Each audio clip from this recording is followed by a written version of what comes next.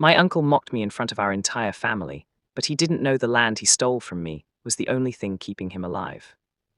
My name is Cassian Rhey, and the night my uncle humiliated me was the night everything began. The wedding hall glowed with cheap gold lights and expensive pride. Thorn Rhey, my uncle, a man who confused loudness for strength, stood on stage with a glass raised high. His new wife, Myla, gleamed beside him like a trophy polished for display. Then he saw me.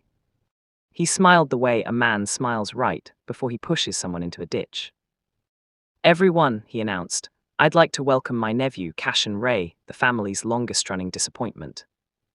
Laughter broke instantly. People clapped. Selene, Myla's daughter, gave a mocking, royal wave. I didn't flinch. Silence isn't weakness. Silence is a blade. Thorn went on, proudly waving legal papers.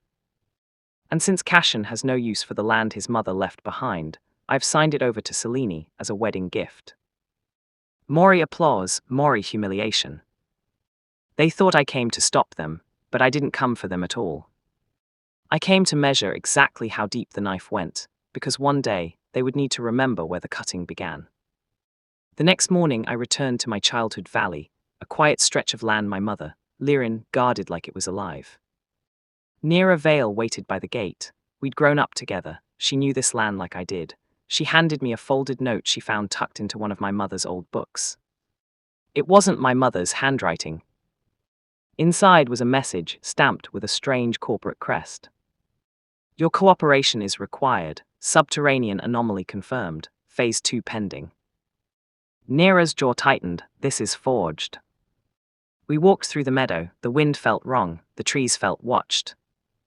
Then we saw them, faint red dots across the tree line, surveillance markers.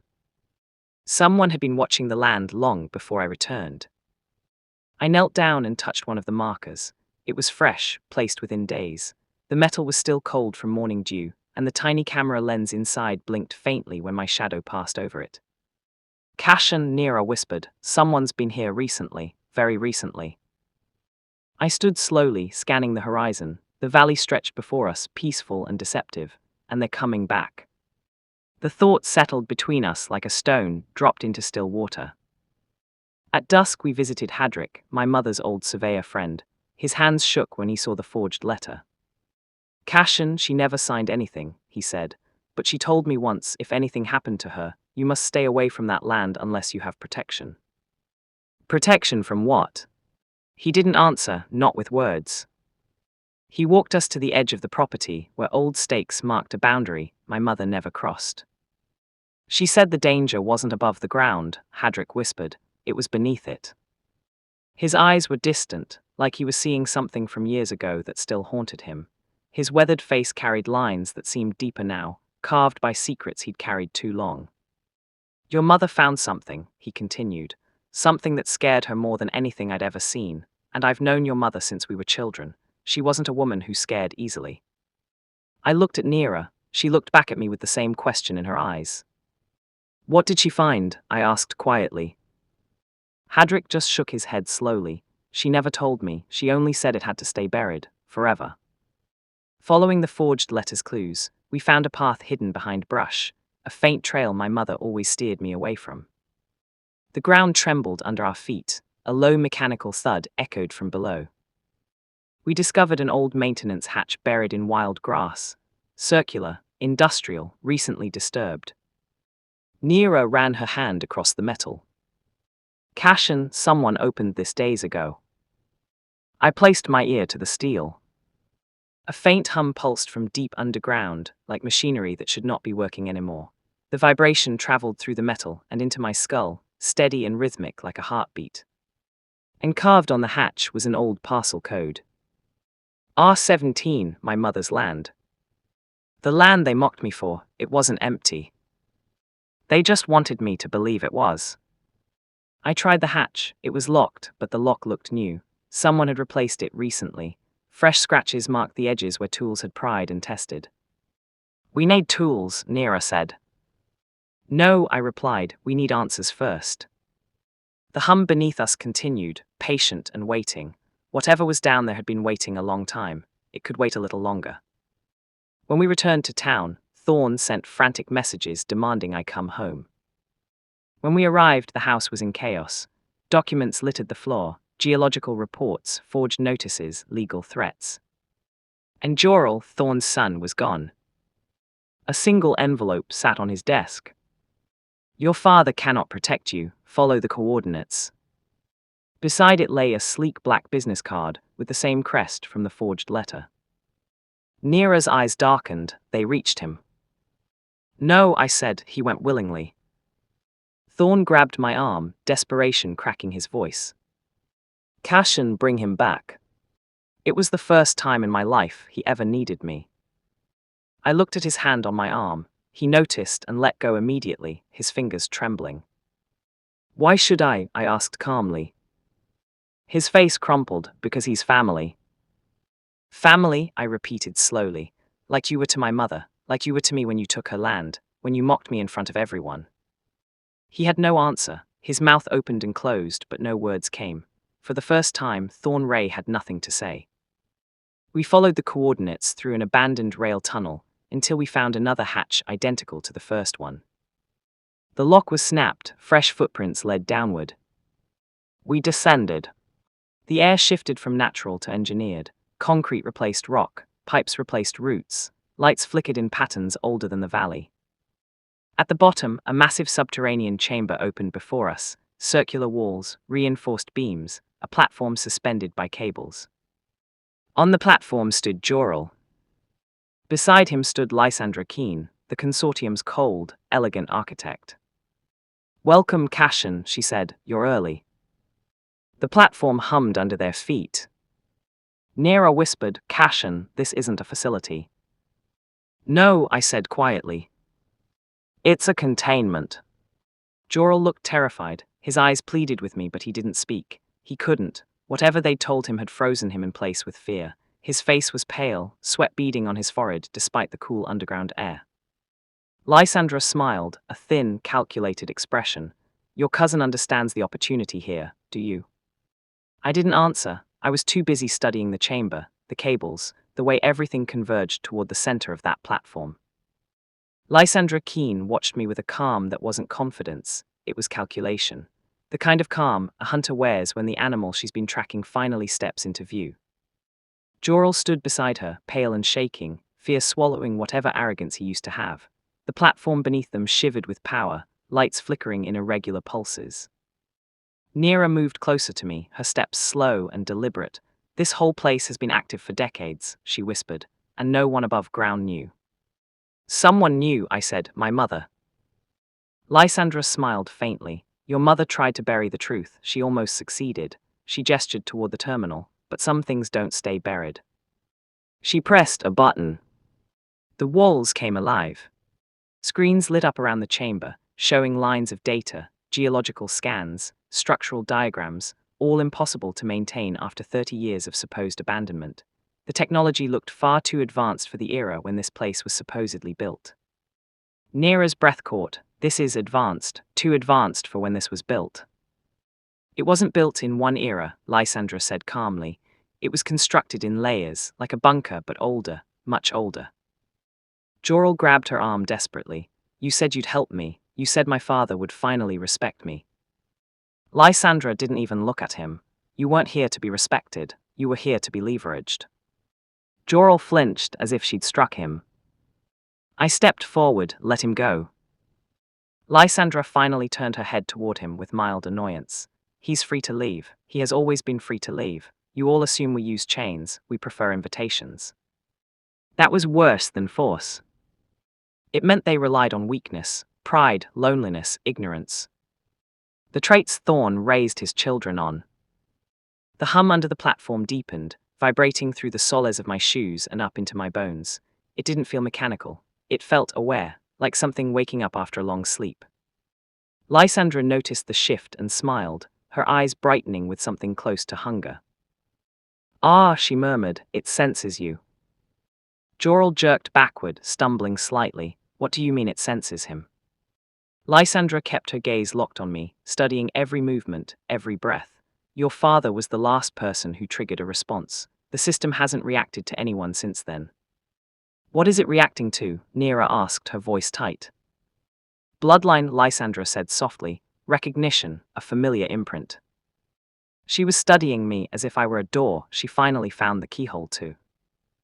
I stayed still, controlling my breathing, controlling my fear. "I'm not opening anything," I said. "You don't have to," she replied. "Proximity is enough." She pressed a second button. The platform lights surged brighter, pulsing in waves that made my eyes hurt. A line of text appeared on the central monitor. Biometric signal detected. Authorization pending. Nira grabbed my arm. Cassian stepped back. I did. The lights dimmed instantly. Lysandra watched the reaction like a predator studying movement patterns, her smile growing. "You see," she said, "you're meant to be here." "No," I said calmly, "I was meant to stay away." Lysandra tilted her head, examining me like a specimen. "Your mother filled you with fear." "She filled me with caution," I interrupted, stepping closer to the edge of the platform, and she was right. The air between us crackled with tension. Joral backed away from the platform's center, staring at the panels with wide, terrified eyes. "They said it was safe," he whispered. "They said it was a simple opportunity." "They lied," Nira snapped. "They lie for a living." A soft beep echoed from the tunnel entrance behind us. Footsteps. Then a silhouette appeared in the doorway, tall, slow, steady. Varin Hale. His coat was dusty, his expression unreadable, but his eyes carried the weight of someone who had returned to the place that took something from him. Lysandra's posture sharpened immediately. "Asta sent you." Varin stepped forward into the light. "Asta didn't send me anywhere. I came because my son is here." "Son?" Something inside me tightened. The word hung in the air between us, heavy with meaning I didn't yet understand. Joral whispered, "Who is he?" Nira lowered her voice, "Someone who knew Cassian's father." Lysandra sighed, a sound of irritation and resignation. "Always the loyal one, aren't you, Varin?" "I'm not loyal to you," he replied coolly, his voice like ice. He turned to me, and for the first time, I saw something in his eyes that looked like recognition, like he'd been waiting years to meet me. "I told your mother I'd come when it began again," he said, "and it has begun." My fists curled slightly at my sides. "Tell me." He looked at the platform, at the pulsing lights, at the way the chamber seemed to breathe around us. "That thing," he said quietly, "woke up the moment you entered the valley." Lysandra smirked. "Awake is subjective, responsive is correct." "Don't play semantics with me," Varin snapped, and his voice carried an edge I hadn't heard before. It was the first time I saw a crack in his calm. He turned back to me, his expression grave. "You need to leave this chamber, not because you're in danger, but because you're the trigger." Trigger? The word hit like a cold blade, sliding between my ribs. My mother's warnings suddenly made sense. She wasn't protecting me from what was in the chamber. She was protecting the chamber from me, from what my presence might activate. "What does that mean?" I asked. "It means," Varin said slowly, "that whatever your father sealed down here recognizes you as his son, and it's been waiting." We climbed out of the chamber, leaving the hum behind us. The tunnel felt different now, heavier, like the valley itself held its breath. At the surface, the morning sky had softened into pale silver. Varin leaned against a broken fence post and finally spoke. "Your mother wasn't afraid of what was in the chamber," he said. "She was afraid of what the consortium would do with it." "And what's inside?" Nira asked. He looked at me with an expression I couldn't quite read. "Something your father wished he'd never seen." He pulled out a small metal case and placed it in my hands. The case was cold, heavier than it looked. Inside was a photograph of a chamber far below the one we'd just left. Circular, silent, perfectly engineered. And at its center, a reflective surface, rippling like disturbed water. It showed no face, no shape. Just the beginning of one. Varin exhaled slowly, the sound carrying years of weight. "When your father approached, it mirrored him, not perfectly, but enough that he understood it had no identity of its own." Nira's voice trembled. "It mirrors what it sees." "No," Varin said, shaking his head. "It learns what it sees." The difference felt enormous, terrifying. And if it learns enough, I asked quietly, my throat tight. It could replicate. Varin said, knowledge, patterns, voices, maybe more. Jorel stepped back, his face draining of color, and the consortium wanted that. They thought it was a resource, Varin said. They were wrong, it's not a resource, it's a memory. He looked at the valley, at the peaceful hills and the morning light spreading across them. And memories attach themselves. I closed the case carefully, my hands steady despite the fear crawling up my spine. My mother knew this. Yes, Varin replied, and she spent the rest of her life making sure no one opened what your father closed. The weight of it settled on my shoulders, not just the secret, but the responsibility, the burden my mother had carried alone for so many years. What happened to my father? I asked, the question I'd been afraid to voice. Varin's jaw tightened, his eyes grew distant. He got too close, and it learned him too well. Silence fell between us like a curtain, heavy and final. Is he? I couldn't finish the question. Gone, Varin said simply. The chamber took what it needed from him, and he was never the same after. We drove to my mother's grave, the fig tree she loved casting long, soft shadows across the grass. I knelt beside the roots, feeling the rough bark beneath my fingers. My mother believed graves were conversations, not wounds. 4 stones lay near the trunk, 3 old ones she always placed, and 1 new. The new stone hid a small wooden compartment, carefully concealed beneath the soil. Inside was a cloth-wrapped vial, small and delicate. A label etched faintly. RL's 1. My father's initials. Neera covered her mouth. She left this for you. No, Varin said softly. She left it for the chamber, in case it ever needed sealing again. I looked at the vial, feeling its weight despite how light it was. The liquid inside caught the sunlight, shimmering with an odd, almost unnatural glow. What happens if I open the chamber with this? You give the consortium everything they've wanted for 30 years, Varin replied, and you lose the freedom your mother protected with her life. Jorel swallowed hard, his voice breaking. Cassian, please don't open it. I stood slowly, sliding the vial carefully into my pocket. I'm not opening anything. Neera exhaled in relief, her shoulders dropping. But I said, I'm done being hunted. When we returned to town, a black sedan waited in front of Thorn's house. Asta Coldor leaned against the door, posture calm, eyes sharp. You retrieved the vial, he said. He didn't ask, he knew. Thorn came outside, sweating, trembling. Cassian, strangers were here, they said. They said nothing that matters anymore, Asta replied smoothly. Myla peeked from the doorframe, terrified. Selene hid behind her, her earlier arrogance completely gone. I faced Thorn, meeting his eyes directly. You were manipulated because you wanted what wasn't yours. He closed his eyes, I know. You ignored my mother's warnings. I know. And you humiliated me because it was easier than accepting your failures. His breath shook. I know.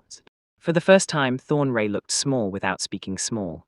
His shoulders sagged, his proud stance crumbled, and he looked like what he really was, a frightened old man who'd made terrible choices. I didn't yell, I didn't condemn. I simply said, the consequences aren't mine.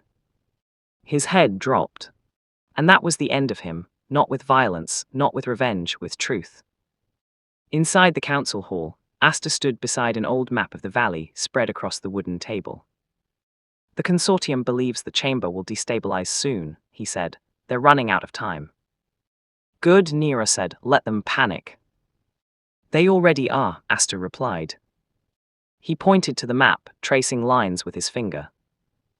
They think Cassian will rush to open the chamber. We'll do the opposite.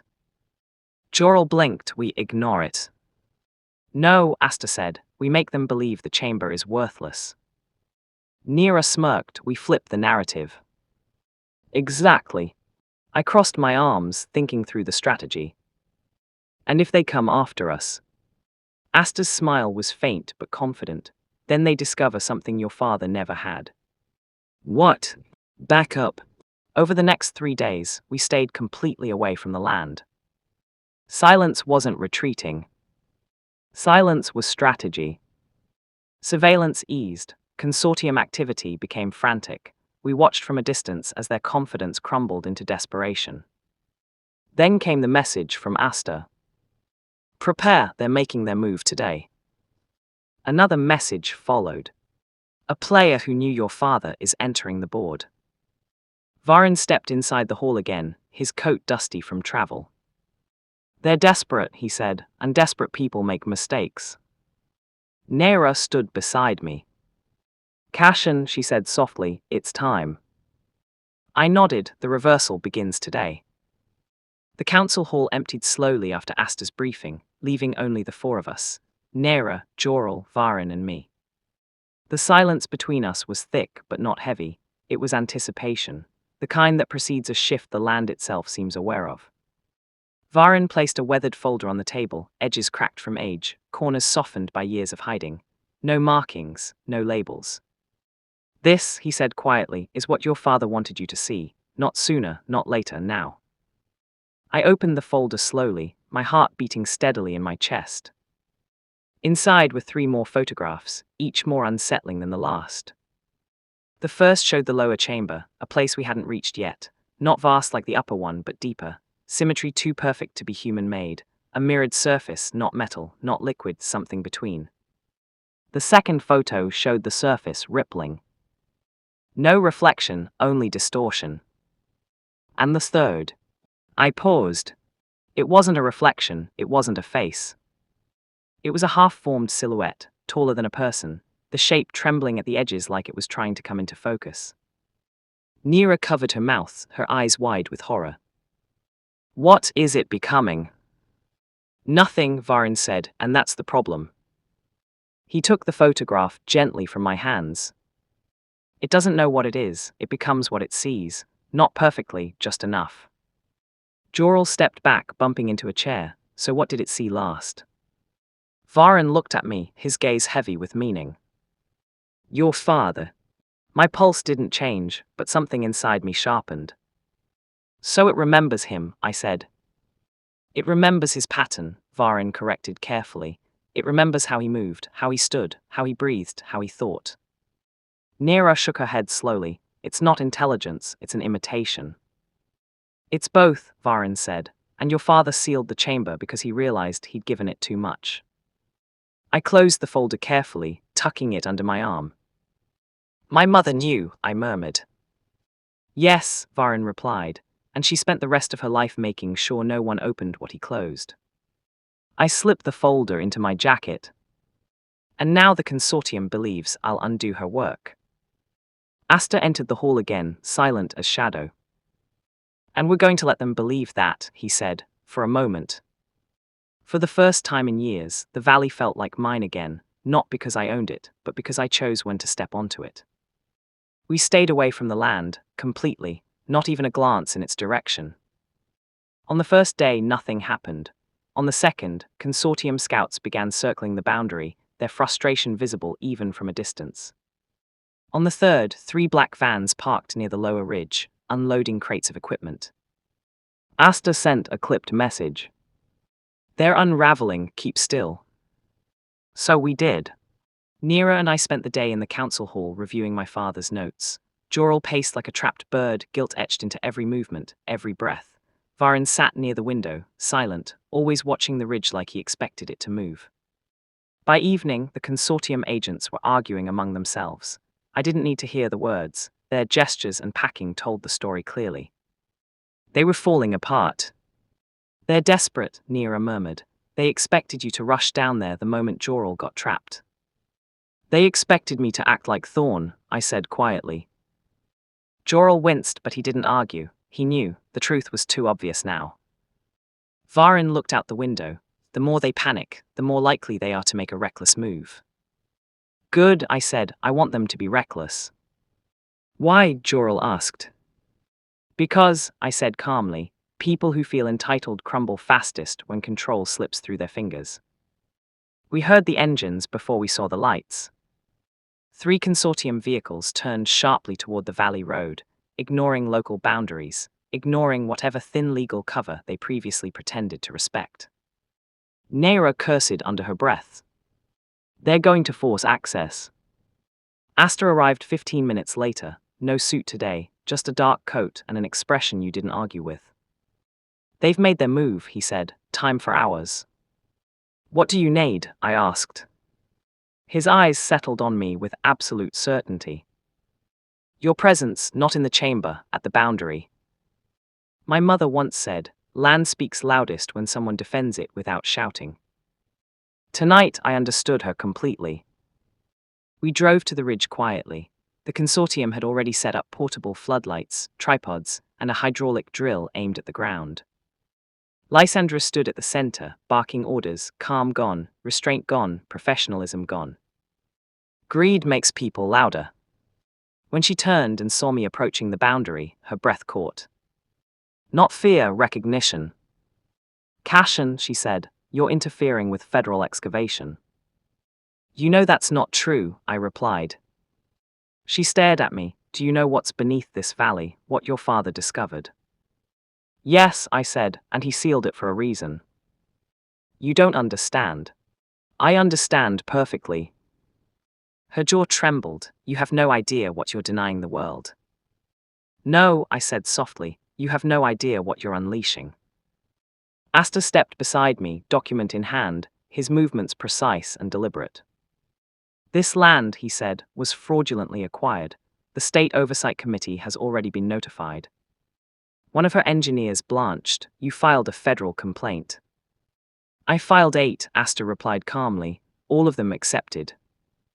Lysandra stared at us like the world was tilting beneath her feet. And if you're thinking of drilling anyway, Neera said, stepping forward, you'll be trespassing on protected private land. Joral stepped up beside her, finding his courage. This was never yours to take. For the first time, Lysandra shook. Not out of fear, out of defeat. The reversal had begun. 48 hours. That's how long Asta gave them to pack up and disappear. They didn't argue, they didn't negotiate. They retreated. Quietly, heavily, with the knowledge that their 30-year chase had ended in a single word. No. Thorn watched from his porch as the trucks rolled away. His face wasn't proud or bitter, just hollow. When the last van turned out of the valley, he walked down the steps and approached me with trembling hands. Cassian, all that land trouble, the strangers, the threats, the forged documents. He swallowed hard. It was never about me, was it? No, I said calmly, it was never about any of you. He closed his eyes, tears forming at the corners. I don't expect forgiveness. You won't get it, I said gently, but you'll get clarity. Myla stood behind him, eyes red from crying. Selene hugged her own arms tightly, looking younger and more vulnerable than I'd ever seen her. Joral lingered behind me, uncertain where he belonged now. You wanted to own something you didn't understand, I said, and you ignored the one person who did. Thorn bowed his head, his voice barely a whisper. My sister, he said softly. Yes. He let out a breath that sounded like surrender, like the final exhale of a man who'd carried lies too long. What do I do now? I didn't answer cruelly. But truthfully. You live with the consequences of choosing pride over family. He nodded slowly, the gesture of a man who finally saw the truth, not the illusion he'd built around himself. And for the first time in my life, Thorn Rhey said nothing. No excuses, no justifications, just silence. Night fell across the valley like a slow curtain, quiet, soft, uncomplicated. For the first time since returning, I walked the land freely. No fear, no surveillance, no trespassing shadows. Just wind brushing through tall grass, just the low hum of crickets, just the soft whisper of the fig tree near my mother's grave. I touched the tree's bark, feeling its rough texture beneath my palm. I sealed it, I said softly, your secret stays yours. The wind shifted, warm, gentle, as if she'd answered. I turned back toward the house lights across the valley, scattered like small stars against the darkening landscape. Neera stood waiting for me at the fence, her silhouette peaceful against the twilight. You ready? She asked. Yes. Tomorrow. Tomorrow. By evening, the council hall was empty, except for Neera and me. You know, she said, leaning against the window, you never once raised your voice through all this. I didn't need to, I replied. She smiled, you won, Cassian. I shook my head. No, I didn't win, I just did what needed to be done, quietly. Quiet wins last longer, she said. We stood in silence, watching the valley slowly fill with dusk. The sky turned from blue to purple to deep indigo. No hunters, no watchers, no enemies left. Only the truth, only peace. Only the story my mother waited for me to finish. The next morning, I returned to the valley one final time. The consortium was gone, the surveillance markers removed, the hatches sealed properly with new locks that only I controlled. Varin met me there, standing beside the fig tree. Your father would be proud, he said. Would he? He tried to protect this place, Varin said. He just didn't know how. You found a way he couldn't. I looked at the valley, my valley now, truly mine, not through ownership but through protection. What happens to the chamber? I asked. It waits, Varin said, like it always has, but now it waits without anyone trying to wake it. And if someone tries again? He placed a hand on my shoulder. Then they'll face what your father faced, what your mother feared, what you prevented. I nodded slowly. Nera and Joral appeared on the ridge. They waved, I waved back. Thank you, I said to Varin. Thank your mother, he replied. She's the one who planned all this, I just followed her instructions. He walked away slowly, disappearing into the morning mist. I stood alone at the boundary of the land, feeling the weight lift from my shoulders. The burden my mother carried, the secret my father died protecting, the lie my uncle believed. All of it finished. If you're listening, there's something I want to tell you. Being underestimated is not a curse, it's room to grow without interruption. People who mock you rarely understand what they're mocking. People who dismiss you rarely know what you carry. People who try to control you rarely control themselves. The world will try to convince you that silence is weakness. It isn't. Silence is where you learn. Silence is where you rebuild. Silence is where your strength grows roots deep enough that no storm can uproot you. And one day, when the truth finally stands beside you, you won't need revenge. You'll need only one word. No. Some people won't see your worth until the world forces them to. Some people won't respect your silence until you show them you were never quiet, you were preparing, building, learning, becoming someone they could never diminish. And when the moment comes, walk forward. Calm, steady, unbothered. Because dignity needs no applause. And justice, when it's clean, needs no noise. My uncle mocked me in front of our entire family. He took what wasn't his. He built his pride on my mother's grave and my supposed failure. But he didn't know the land he stole from me was the only thing keeping him alive. And when the truth emerged, when the consortium collapsed, when the valley was sealed, when his son finally saw him clearly, he had nothing left but the consequences of his choices. I didn't destroy him. He destroyed himself. I just stopped pretending it wasn't happening. If this story reminded you of your own strength, hit follow. Your future deserves witnesses.